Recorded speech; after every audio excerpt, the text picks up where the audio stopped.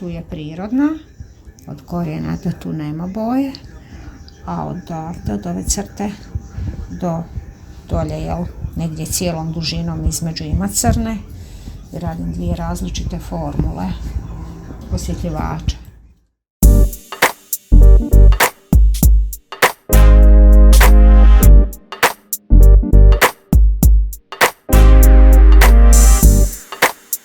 Klijentica dolazi u salon po prvi puta. Putem konsultacije smo ustanovili povijest kose.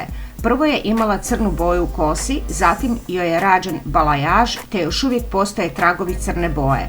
Sada radim korekciju boje putem balajaž tehnike. Koristim Fanola Orotherapi posvjetljivač u dvije različite formule. Formula 1 je posvjetljivač sa 6% razvijačem za izrast. Formula 2 je sa 9% razvijačem za ostatak dužine. U oba dvije formule sam dodala Fibrofix. Crna boja nije skidana prethodno sa eliminatorom, tako da sam odabrala 9% razvijač u formuli 2 kako bih maksimalno odstranila tragove crne, a da kosu dalje ne oštetim. Pri korijenu klijentica ima prirodnu boju kose te nije bilo potrebno koristiti jači razvijač. Moj odabir je bio Orotherapi posvjetljivač iz razloga što je nježniji za kosu i ne isušuje vlas jer je bogat keratinom i araganovim uljem. Kao što vidite, gore je dosta posvjetlila kosa, na razini je 9 te prelazimo na razinu sedmice, a na samim vrhovima je razina 8. Ovakav rezultat sam dobila iz razloga što nisam htjela koristiti jače razvijače na srednjoj dužini koja je već prethodno oštećena, stoga sam morala pri korijenu koristiti tamniju nijansu da bi krajnji rezultat bio izjednačen. Zbog 3 različita levela koristila sam 3 različite formule preljeva. Za prvu formulu sam odabrala 6.1 plus 4.2 plus 1,05% razvijač kako bi potamnila izrast. Za drugu formulu sam odabrala 7.1 plus 4.2 sa 3% razvijačem i za treću formulu sam odabrala 8.1 plus 4.2 plus 3% razvijač kako bi se sve izblendiralo.